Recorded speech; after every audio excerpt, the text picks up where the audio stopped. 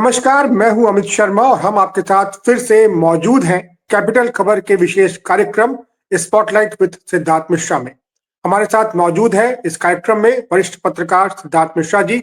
Sir, बहुत बहुत स्वागत है आपका। नमस्कार अमित जी। सर, आज बांग्लादेश का जो मुद्दा है वो संसद में उठा। भारत सरकार की तरफ से इस पर जवाब दिया गया है संसद में, और ये कहा गया है संसद में मिनिस्ट्री ऑफ फॉरेन अफेयर्स की तरफ से कि ये गंभीर मसला है और इस पर बांग्लादेश की सरकार को सख्त एक्शन लेने चाहिए और वहां पर जो हिंदुओं की सुरक्षा है उससे उसकी जिम्मेदारी जो है बांग्लादेश सरकार की ही है। इसके साथ ही पिछले कुछ दिनों पहले वहां पर चिन्मय कृष्णदास जो इस्कॉन के लीडर थे, वहां पर हिंदूवादी लीडर थे, हिंदू धर्म के, सनातन धर्म के लीडर माने जाते थे, उनकी गिरफ्तारी हुई थी। और उसके बाद फिर से एक बार बांग्लादेश में जो विवाद था वो गहरा गया था। वहां पर उनकी गिरफ्तारी के बाद उनके समर्थकों ने प्रदर्शन किया और इस प्रदर्शन में जब कोर्ट में प्रदर्शन हुआ तो वहां पर एक वकील की मौत भी हो गई थी, जिसके बाद पुलिस और ज्यादा बर्बर हो गई थी प्रदर्शनकारियों पर। लेकिन इसके बाद फिर इस्कॉन, जो बांग्लादेश की जो इस्कॉन की शाखा है, उसके लोग सामने आए। उन्होंने कहा कि चिन्मय कृष्णदास तो हमारे साथ है ही नहीं। उन्होंने साफ इनकार कर दिया कि वो इस्कॉन से जुड़े हुए नहीं है। तो इस तरह के सर हालात बन रहे हैं बांग्लादेश में। आपको पता ही है कि अगस्त में वहां पर शेख हसीना जो है उनकी सरकार को अपदस्थ कर दिया गया था और उन्हें फिर देश छोड़ना भी पड़ा था। और उसके बाद आज इतने दिनों के बाद उनका बयान आया है, वो भी काफी आक्रामक दिखी है। उन्होंने भी चिन्मय कृष्णदास की गिरफ्तारी की निंदा की है और उन्होंने भी ये कहा है कि वहां पर जो हिंदुओं की सुरक्षा की जिम्मेदारी जो है सरकार नहीं निभा पा रही है। और इस तरह से आरोप प्रत्यारोप लगातार चल रहे हैं। क्या विवाद है सर ये पूरा, और क्या आप देख रहे हैं कि किस ओर घटनाक्रम जा रहा है? ये तो जैसे कि अभी जो आज जो स्टेटमेंट जो आया है मिनिस्ट्री ऑफ एक्सटर्नल अफेयर्स का, रणधीर जायसवाल जो उनके एमईए के स्पोक्स पर्सन है, उन्होंने कहा है कि जो हिंदू हिंदू हिंदू समुदाय के लोग हैं और जो बाकी माइनॉरिटी समुदाय के लोग हैं उन पे जो लगातार अटैक हो रहा है उस पे वो जो है सो उनको सेफ्टी प्रदान करनी चाहिए, ऐसा कहा है। लेकिन ये भी अभी जो अचानक से ये तो देखिए, ये अगस्त महीने में ये सरकार शेख हसीना की सरकार को अपदस्थ किया गया और उसके बाद अब 3 महीने से ज्यादा हो गए उस सरकार को अपदस्थ हुए, 100 दिन हो गए और से ऊपर हो गए अपदस्थ हुए उस सरकार को। और लगातार कुछ ना कुछ हिंसा वहां पर माइनॉरिटी कम्युनिटीज के खिलाफ होती रही है। अभी जो ये मामला तूल पकड़ा है वो इस करके तूल पकड़ा है कि चिन्मय कृष्णदास जो कि इस्कॉन ऑर्डर के मॉन्क हैं, मॉन्क मतलब साधु हैं, इस्कॉन ऑर्डर के साधु हैं, उनकी गिरफ्तारी हुई है। और उनकी गिरफ्तारी के बाद बहुत ही हंगामा वहां पर हुआ है और वहां जो हिंदू कम्युनिटी के लोग हैं उन्होंने काफी एग्रेसिव रुख अपना लिया है। अभी हमें यह जानना बहुत जरूरी है कि चिन्मय कृष्णदास कौन है। चिन्मय कृष्णदास, ये तो बहुत आसान है, गवर्नमेंट प्रेशर के अंडर वहां के इस्कॉन के बांग्लादेश के ब्रांच ने कह दिया होगा कि हमारे साथ वो एसोसिएटेड नहीं है या हमसे बाहर है। चिन्मय कृष्णदास बालक भक्तों के नाम से जाने जाते हैं। मतलब बचपन में ही उन्होंने ये जो कृष्ण भक्ति का जो ऑर्डर है उसको उन्होंने ज्वाइन कर लिया था और बचपन से ही वो संकीर्तन कीर्तन वगैरह में पार्टिसिपेट करते रहे हैं। और over a period of time उनकी बहुत ही इमेंस पॉपुलैरिटी वहां पे रही है। और कुछ इलाकों में, चिटागोंग का इलाका जो है वहां पर, ढाका के बाद दूसरा बड़ा शहर चिटागोंग पड़ता है, तो चिटागोंग का इलाका जो है वहां पर वो काफी पॉपुलर रहे हैं। मतलब और हिंदू समुदाय के बीच में काफी पॉपुलर रहे हैं। और जो सरकार गई है, जो शेख हसीना की सरकार के जाने के बाद जो नई सरकार आई और माइनॉरिटी कमेटी के लोगों के ऊपर वहां जो अटैक शुरू हुए हैं उसमें चिन्मय कृष्णदास ने काफी बढ़ चढ़ करके उस पर प्रोटेस्ट किया है और कई जगह उन्होंने पब्लिक रैलीज अटेंड। बांग्लादेश में इस तरह से एग्रेसिव हिंदू प्रोटेस्ट अभी तक देखने में नजर नहीं आया था। मतलब जब वहां पे शेख जो जियाउर रहमान की पत्नी जो है, जब बांग्लादेश नेशनल पार्टी की भी जब सरकार रही है, जब भी रही, थोड़ा बहुत हिंदुओं के खिलाफ वहां तो हमेशा कुछ ना कुछ नारोटीज के खिलाफ कुछ ना कुछ तो वहां होता रहा है, लेकिन इस तरह का कभी बहुत एग्रेसिव हिंदू प्रोटेस्ट नजर नहीं आया था। उसके पीछे कारण ये भी है कि बांग्लादेश में स्वतंत्रता के बाद, बांग्लादेश 1971 में स्वतंत्र होने के बाद इस तरह से कभी हिंदू समुदाय का प्रोसिक्यूशन किया भी नहीं गया है जिस तरह के इस समय प्रोसिक्यूशन हो रहा है। अगर प्रोसिक्यूशन हुआ भी होगा तो उसके बारे में कोई खबर पब्लिक डोमेन में तो नहीं थी, ऐसी कोई जानकारी पब्लिक डोमेन में तो नहीं थी। लेकिन लगातार जो जब से ये सरकार आई है, दूसरी सरकार जो आई है, उनके आने के बाद से लगातार वहाँ हिंदू कम्युनिटी पर अटैक्स हो रहे हैं, ऐसी खबरें पब्लिक डोमेन में हैं। और हिंदू समुदाय बहुत बढ़ चढ़ करके, काफी आगे बढ़ करके, बहुत एग्रेसिवली इनका प्रोटेस्ट कर भी रही है।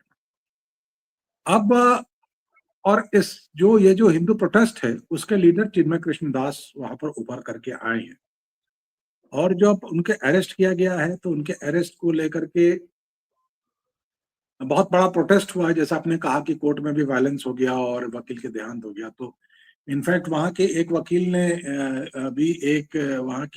ने इस्कॉन को बैन करने के लिए एक जी, एप्लीकेशन भी कोर्ट मूव को किया बहुत था। फैसला भारतीय गई और थी। जी उसके एप्लीकेशन को जो वहां पर स्टूडेंट कम्युनिटी जो है, स्टूडेंट ग्रुप्स जो है, जो लार्जली रिस्पॉन्सिबल रही है शेख हसीना के उपदस्त करने में, उन लोगों ने भी इस एप्लीकेशन को बैन किया था। लेकिन हाईकोर्ट ने इंटरफेयर करने से मना कर दिया है, प्रॉब्ली लॉफुली और टैक्टिकली। जो आप बात कर रहे हैं कि वहां के जो इस्कॉन ऑर्डर जो है, उसने कह दिया है कि भाई चिन्मय कृष्णदास को तो हमने 26 तारीख को ही एक्सपेल कर दिया था।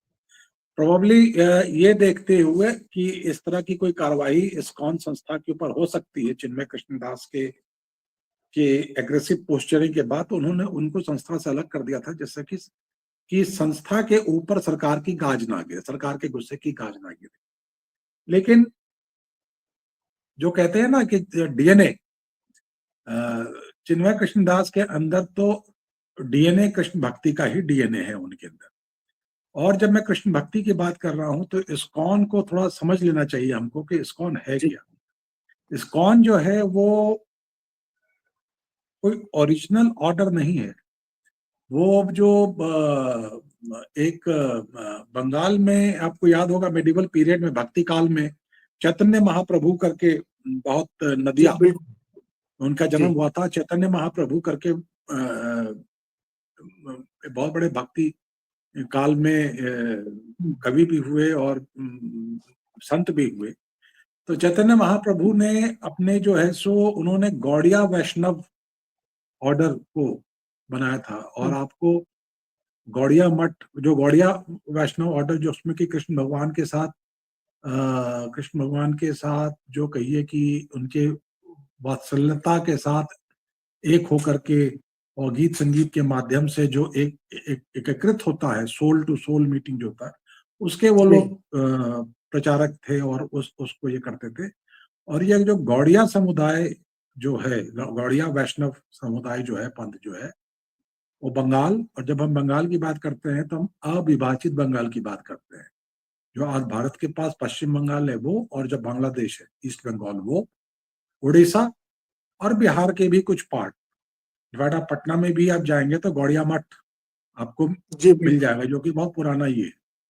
जी जी, मैं तो तो बनारस का रहने ये वाला हूँ गौड़िया, और ये जी कुछ कह रहे थे आप? मैं बनारस बनारस में भी काफी समय बीता है मेरा सर। और गौड़िया मठ के संयोग से गौड़िया मठ के बिल्कुल बगल में ही हमारा निवास स्थान था जी, और तो अभी भी है वहाँ ये पे। जो गौड़िया मठ जो है, ये जो चैतन्य महाप्रभु ने जो ऑर्डर, मॉन्क्स का ऑर्डर बनाया था, वो उसके पार्ट थे। अब जो प्रभुपद जो थे, जो भक्ति वेदांता स्वामी प्रभुपद, जो इस्कॉन के फाउंडर हैं, ये गौड़िया मठ समुदाय के ही, गौड़िया समुदाय के ही साधु थे। और इन्होंने न्यूयॉर्क में जाकर के 1966 में इस्कॉन को फाउंड किया। जी और इन्होंने जो बनाया है, इस्कॉन को जो बनाया है, ये इन का जो प्रचार प्रसार में इन्होंने गीता को और चैतन्य महाप्रभु के फिलॉसफी को इन्होंने ट्रांसलेट किया अंग्रेजी भाषा में और उसका अपना इंटरप्रिटेशन किया, जो कि पश्चिम में बहुत पॉपुलर हुआ और उसको बहुत ज्यादा एक्सेप्टेंस मिला। और पश्चिम में ये जो 60s में इन्होंने 66 में न्यूयॉर्क में बनाया था जी और फिर सैन फ्रांसिस्को गए, वहां पे इन्होंने काम किया था, फिर वो इंग्लैंड में इस पर काम हुआ। 1977 में प्रभुपद का देहांत होता है, उसके पहले इन्होंने काफी स्टैब्लिश कर दिया था। तो मतलब आप ये समझ जाएं कि ये जो दौर जो था, ये जो काउंटर कल्चर वेस्ट में, काउंटर कल्चर का दौर कहते हैं, जो जिसको हम बोलचाल की भाषा में और हमारी समझ के लिए हिप्पी कल्चर, जो हिप्पी जी कल्चर जो था, जो कि आपको याद होगा देवानंद साहब की एक फिल्म थी हरे रामा हरे हरे रामा कृष्ण हरे जी। कृष्णा। तो वो हिप्पी कल्चर जो लोग एक सामाजिक ढांचे से मतलब कि ये हो गए थे, फ्रस्ट्रेटेड होकर के एक कल्चर के काउंटर कल्चर चला रहे थे, जिसमें कि हम्म, काफी सारे म्यूजिक ग्रुप्स का भी आता है। जब बीटल्स सबसे नामी ग्रुप उसमें नाम आता है, ये बिल्कुल और इनफैक्ट बीटल्स ने भी इनके प्रभुपद के सिद्धांतों को अपनाया और उनको काफी सपोर्ट किया, उनको खरीद करके प्रॉपर्टी दी बीटल्स ने। हम्म, आप जानते हैं बीटल्स बहुत बड़ा संगीत ग्रुप था, वेस्टर्न ये संगीत ग्रुप था। बहुत नामी बैंड था जी। हाँ, पॉप म्यूजिक का बहुत ही बड़ा ग्रुप था। ये बहुत बड़ा तो नाम है उन्होंने जी। इनफैक्ट बीटल्स ने हिंदू धर्म में बहुत ही इंटरेस्ट लिया, प्रभुपद के काम में इंटरेस्ट लिया, महेश योगी के काम में इंटरेस्ट लिया, और वो ऋषिकेश में आकर के काफी समय उन्होंने जी बिताया। मैं गया हूँ जगह पे और जी। जी, तो जो जब ये ऑर्डर बन गया, तो स्वामी जी ने जब ये ऑर्डर बनाया, तो इसका विस्तार आज के समय में इसका विस्तार 7 कॉन्टिनेंट में, इसका विस्तार केवल अमेरिका में या इंग्लैंड में या इंडिया में नहीं है, अफ्रीका में भी है, जी ऑस्ट्रेलिया में भी है। जो मैं कहते हैं 7 महाद्वीप में इसका विस्तार है, और 800 सेंटर है इसके, जी 800 से ज्यादा सेंटर 800 है जी। सेंटर्स हैं और मिलियंस ऑफ फॉलोअर्स हैं इसके। और इनका अच्छा खासा दखल किसी भी, हालांकि ये सामाजिक संस्था है, लेकिन इनका अच्छा खासा दखल राजनीतिक नैरेटिव के अंदर भी होता है। इनफैक्ट आपको हम ये जो आपको बात बताएं कि जब अभी जो इलेक्शंस कंक्लूड हुए हैं यूनाइटेड स्टेट्स में, और वहां पर जो इलेक्शन के दौरान डोनाल्ड ट्रंप ने अपने इलेक्शन में एक तो कहा था कि बांग्लादेश में हिंदुओं की सुरक्षा होनी चाहिए, हम्म, और डोनाल्ड ट्रंप का भी कहीं ना कहीं सिंपैथी इस्कॉन की तरफ रहा है। ट्रांसपेरेंसी इंटरनेशनल, जो कि एक पश्चिम की बॉडी है, उसने भी इस बात के बारे में कहा है कि माइनॉरिटी कम्युनिटीज यहाँ पे इनसिक्योर हैं, और करीब उसने 2,000 के ऊपर वायलेंट इंसिडेंट्स गिनाए हैं इन 100 दिनों में, जो कि माइनॉरिटीज के खिलाफ हुए हैं। और जी जो जो और इनका ये जो चिन्मय कृष्ण दास हैं, इनका रसूख क्या है, इससे आप पता लगा सकते हैं कि जो एक वहां पर यूनाइटेड काउंसिल है बुद्धिस्ट और हिंदू, और एक और कम्युनिटी है क्रिश्चियन। जी इस कम्युनिटी की जो एक यूनाइटेड काउंसिल वहां पर जो अम्ब्रेला ऑर्गेनाइजेशन है, उसने भी डिमांड किया है कि चिन्मय कृष्ण दास का रिलीज हो। और चिन्मय कृष्ण दास के ऊपर जो केस बनाया गया है, वो एक रैली जो थी 26 अक्टूबर की रैली जो थी, मेरे ख्याल से उस जगह का नाम मुझे मेरे ख्याल से चिटागोंग में रैली थी वो, 25 अक्टूबर को चिटागोंग में रैली थी वो। जी वहां पर उन्होंने जो रैली में बांग्लादेश का झंडा तो था ही, उसके साथ उन्होंने एक सैफरन झंडा भी फहराया। तो यही उन पर सेडिशन का जो केस बनाया, वही बनाया, कहा था कि उस झंडे को उन्होंने बांग्लादेश के झंडे से ऊपर रखा और बांग्लादेश के झंडे का डिसरेस्पेक्ट किया है। ये केस उनके ऊपर बनाया गया है, कोई डायरेक्ट राष्ट्रद्रोह का वायलेंस जी। का केस या कोई टेरर एक्टिविटी का केस नहीं है, ये सेडिशन का केस पीछे ये केस प्रदर्शन बनाया भी गया। शांतिपूर्ण ही था जी।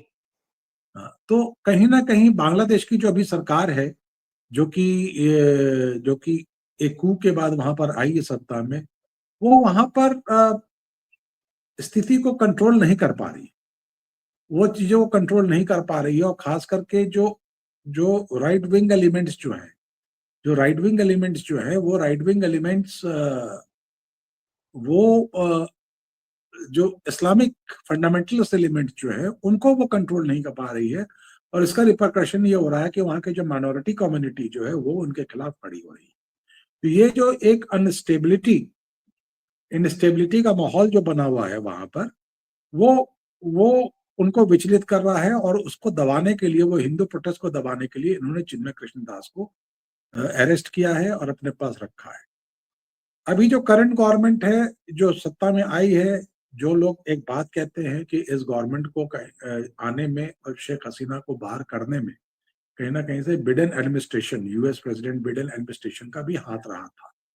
अब जी। डोनाल्ड ट्रंप के आने के बाद से, जीतने के बाद से, अभी तो उनके सत्ता ग्रहण करने में 2 महीने का वक्त लगेगा, तो उनके जीतने के बाद से ये जो जो पपेट गवर्नमेंट्स थी, अमेरिकन गवर्नमेंट, यूक्रेन वाली सरकार और जी। यहाँ पे, ये लोग कहीं ना हम्म। कहीं थोड़ा सा घबरा गए हैं। और जो जैसे शेख हसीना, जो कि बांग्लादेश छोड़ने के बाद उन्होंने आज तक कोई स्टेटमेंट नहीं दिया है, और हिंदुस्तान में वो अज्ञातवास में कहीं रह रही है, उनका स्टेटमेंट आना, चिन्मय कृष्णदास के अरेस्ट होने के बाद उनका स्टेटमेंट आना 2-3 बातों का दर्शाता है। एक तो उनको कहीं ना कहीं अब इंटरनेशनल फोरम पे कुछ सपोर्ट तो मिल रहा है, नंबर एक।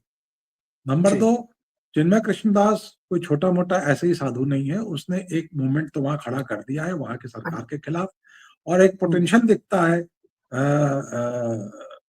शेख हसीना को, और शेख हसीना की जो अवामी लीग पार्टी जो है उसको, और शेख हसीना उनको खुद और उनके पिता मुजीबुर रहमान, बांग्ला जी। बंधु, इन सबको तो हम्म। हिंदू समुदाय का सपोर्ट हमेशा से रहा है। और जी। अगर हिंदू समुदाय वहां एग्रेसिवली अपने राइट्स को प्रोटेक्ट करने की बात कर रही है, तो शेख हसीना का आगे निकल करके उनको समर्थन देना कहीं ना कहीं इस बात को इंगित करता है कि बांग्लादेश में एक इंस्टेबिलिटी का दौर अब चालू है। और ये सरकार, जो कि एक ऐसे भी इसको इंटरिम गवर्नमेंट कहा जा रहा है कि आगे चल करके चुनाव कराएगी, इलेक्शन होगा, तो वो बांग्लादेश में तेजी से बदलते हुए सिनेरियो को भी दर्शाते हैं। जी। और मेरे ख्याल से इस पूरे प्रकरण में, इस अरेस्ट के जो आसपास जो पूरा प्रकरण है, उसमें उसको मैं इस उसको उसको मैं उस उसके जो फॉल आउट है, उसमें सबसे बड़ी बात देखता हूं मैं कि उसके अंदर शेख हसीना का अज्ञातवास से बाहर आना, और अपने पार्टी, उनकी जो पार्टी अवामी लीग, उसका जो ऑफिशियल एक्स ट्विटर का हैंडल जो है, जो पहले ट्विटर कहलाता था, उसका हैंडल से ये स्टेटमेंट देना अपने आप में एक बहुत बड़ी डेवलपमेंट है। और उसके बाद फिर भारत सरकार का ये कहना कि भाई आप सेफ्टी प्रदान कीजिए, ये कीजिए, तो ये बातें बहुत ही, और चिन्मय कृष्णदास मुझे लगता है कि आगे आने वाले समय में चल करके बहुत बड़ा मुद्दा बन जाएगा, और बांग्लादेश की जो अभी की सरकार है,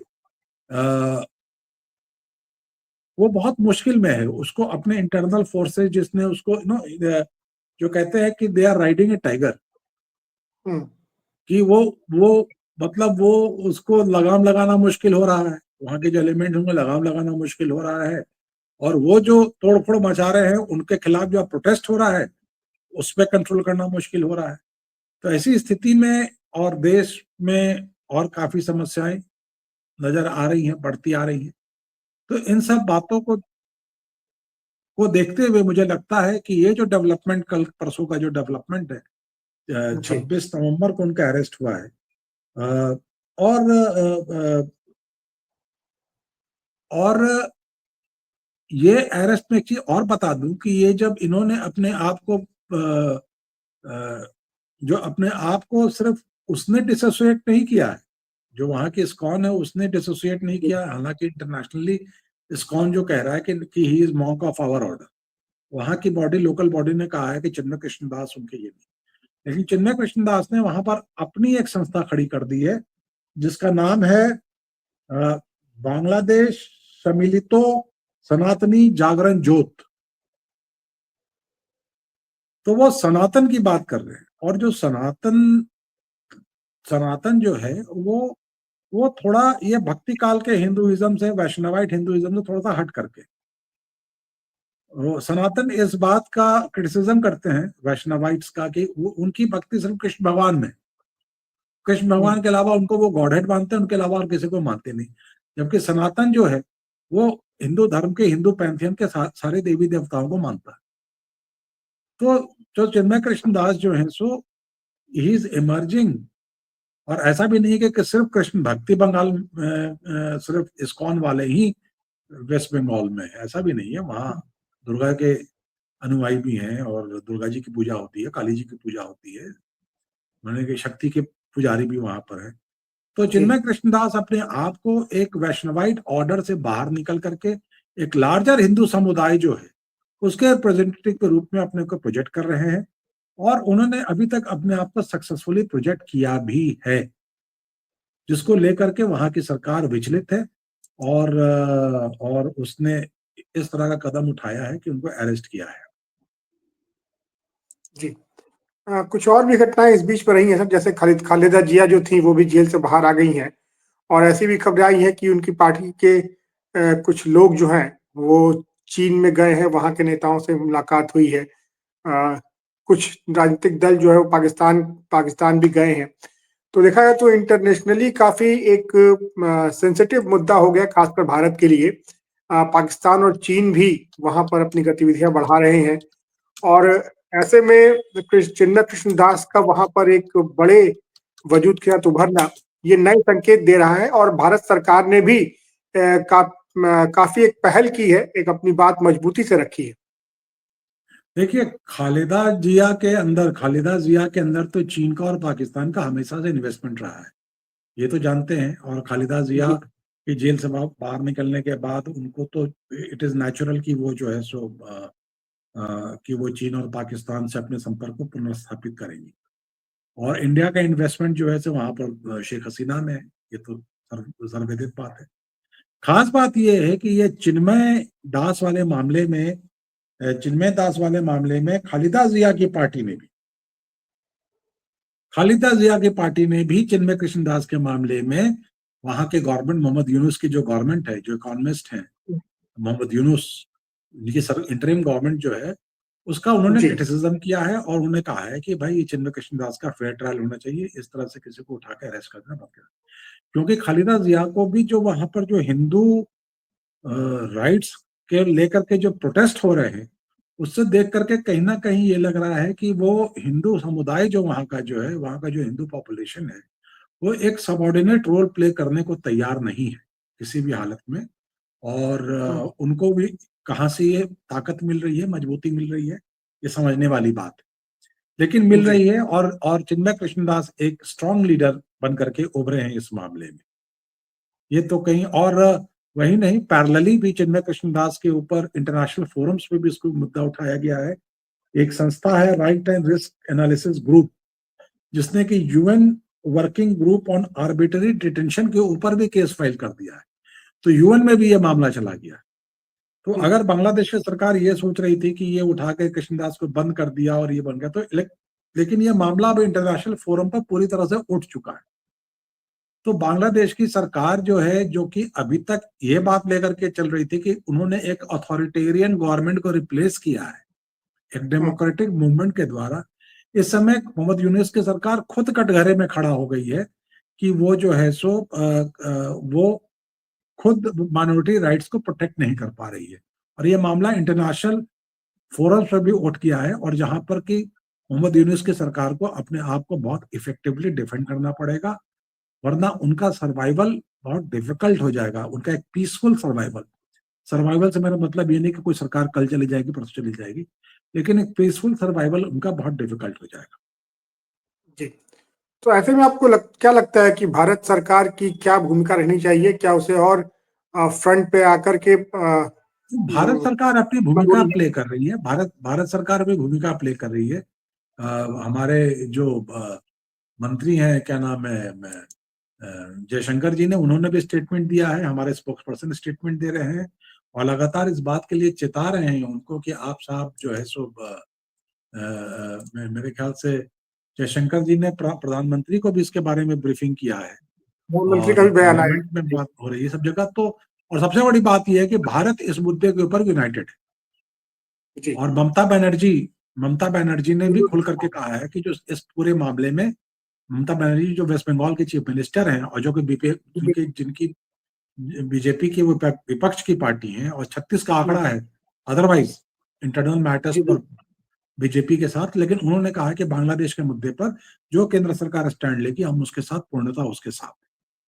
जी, क्योंकि ममता बनर्जी भी शायद देख रही हैं कि बंगाल में भी काफी प्रोटेस्ट हो रहे हैं, वहां पर भी काफी प्रोटेस्ट, वहां भी काफी लोगों में आक्रोश है, गुस्सा है बांग्लादेश में जो हिंदुओं पर अत्याचार हो रहे हैं उसे लेकर के। तो ममता बनर्जी को भी उस भावना का ख्याल रखना पड़ रहा है।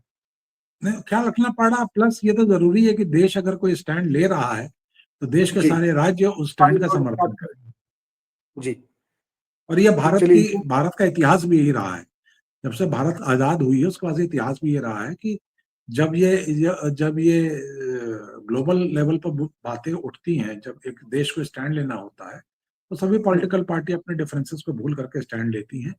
और जो आपको इसका सबसे बड़ा एग्जांपल ये है कि जब यूएन में कश्मीर को लेकर के एक कॉन्फ्रेंस हुआ था तो उसमें भारतीय डेलीगेशन को, नरसिम्हा राव जी की सरकार थी उस समय, और भारतीय डेलीगेशन को लीड किया था leader of opposition Atal Bihari Vajpayee ने।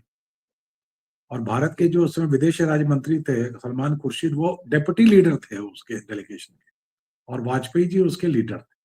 तो ये तो भारत का एक इतिहास रहा है, भारतीय डेमोक्रेटिक कल्चर का ये पार्ट रहा है कि जो विपक्षी दल जो है सो वो केंद्र में जो दल है, केंद्र की जो सरकार है, दल नहीं कहूंगा, केंद्र की जो सरकार है वो जो स्टैंड लेती है उसका वो समर्थन करते हैं। जी, ऐसे भी भारत जो है वो मानता है कि बांग्लादेश में जो माइनॉरिटीज है, जो हिंदू हैं, दूसरी जो अदर माइनॉरिटीज हैं, उनके समर्थन में भारत सरकार हमेशा रहती है। और जैसे तस्लीमा नसरीन की बड़ी फेमस किताब थी सर लज्जा, जो कि एक तरह से देखे कि उस किताब में जो हिंदुओं पे अत्याचार हुए हैं उनकी न्यूज स्टेटमेंट या अकाउंट्स ऑफ एट्रोसिटीज ही हैं। तो काफी समय से बांग्लादेश में इस तरह की चीजें चली आ रही हैं। और ऐसे में जब शेख हसीना की हमें सरकार की आई थी तो तस्लीमा नसरीन उसरीन जो है ना, वो मार्केटिंग, अपने पुस्तक की मार्केटिंग करने वाले लोग हैं। वहां की राजनीति उनके किताब से बहुत ज्यादा बढ़ करके है। तो जी, वो तो बहुत एक मतलब कि वो आपने एक एग्जांपल दिया और पब्लिक डोमेन में, लेकिन वहां की राजनीति जो है वो बिल्कुल दूसरे आज के तारीख में बहुत आगे बढ़ चुकी है। और वो जी, वहां जो हिंदू एग्रेशन है उसको लेकर के वहां की सरकार परेशान है। और 26 नवंबर को जो वह अरेस्ट हुए हैं, उसके पहले 22 नवंबर को रंगपुर करके एक जगह है जहां पर उन्होंने हम्म, बहुत बड़ी रैली की थी चिन्मय कृष्णदास। और जिस तरह से पब्लिक सपोर्ट चिन्मय कृष्णदास को वहां पर इस समय प्राप्त है, उस तरह का सपोर्ट कभी तस्लीमा नसरीन नसरीन को कहीं नहीं था। ये बस ठीक है, वो जी, बिल्कुल। जो कॉकटेल कम्युनिटीज है उसमें वो पॉपुलर है, अपना जो है किताब उताब पढ़ लेती है, बेच लेती है। लेकिन चिन्मय कृष्णदास का जो निकल करके जो कृतित्व और उनका व्यक्तित्व जो निकल करके आ रहा है, वो ये है कि वो जमीन से जुड़े हुए नेता है। और और उन्होंने तो मोहम्मद यूनुस के की नींद तो उड़ा ही दी है। जी, बिल्कुल। जी, बिल्कुल। चलिए, एक इम्पॉर्टेंट डेवलपमेंट है बांग्लादेश में, हमारे पड़ोसी देश में। और अब ये देखना होगा कि आगे वहाँ पे जो घटनाक्रम है वो किस तरह बदलता है। और उम्मीद की जानी चाहिए कि भारत सरकार भी और मजबूती के साथ डटी रहेगी, जो वहाँ पर अत्याचार हो रहे हिंदुओं के प्रति, उनके समर्थन में, उनकी सुरक्षा के लिए अपनी बात रखी जाएगी मजबूती से। सर, इस मुद्दे पर आपने बहुत डिटेल आज जानकारी दी, बांग्लादेश के विवाद के बारे में, इस्कॉन के बारे में। इस्कॉन, जिसका पूरा नाम है International Society for Krishna Consciousness. जी, जैसे आपने बताया भी कि 1966 में इस्टेब्लिश हुई थी संस्था। 75 में भारत में वृंदावन में मंदिर बना और आज काफी बड़े पैमाने पर फैल चुकी है। तो उसके जो बड़ा नाम जो बांग्लादेश का रहा, चिन्मय कृष्णदास, उनकी गिरफ्तारी के बाद जो विवाद वहां हुआ, तो ये बातें बड़ी सतही तौर पे पता थी हमें, लेकिन आपने बहुत डिटेल में बताया तमाम पूरे विवाद को, उसके पिछले घटनाक्रम को, और क्या अब इसके आगामी परिणाम हो सकते हैं, किस तरह से बांग्लादेश की राजनीति बदल रही है, बदल सकती है। आज इस पर विस्तार से चर्चा हुई। सर, बहुत बहुत धन्यवाद आपका इस गहन चर्चा के लिए। और अपने दर्शकों का भी मैं बहुत धन्यवाद करता हूँ कि आप हमारे साथ इतनी शिद्दत के साथ जुड़े रहते हैं, अपना प्यार हमें दे रहे हैं। आपसे निवेदन है कि आप इस प्रोग्राम को लाइक कीजिए, सब्सक्राइब कीजिए, औरों के साथ भी शेयर कीजिए और कमेंट कीजिए। और भी जिन मुद्दों पर आप बात करना चाहते हैं, सुनना चाहते हैं हमें, आप अपने कमेंट में बताएं, हम उन मुद्दों पर जरूर बात करेंगे। आज के लिए इतना ही। सर बहुत बहुत धन्यवाद फिर से आपका। धन्यवाद अमित, धन्यवाद। नमस्कार। नमस्कार।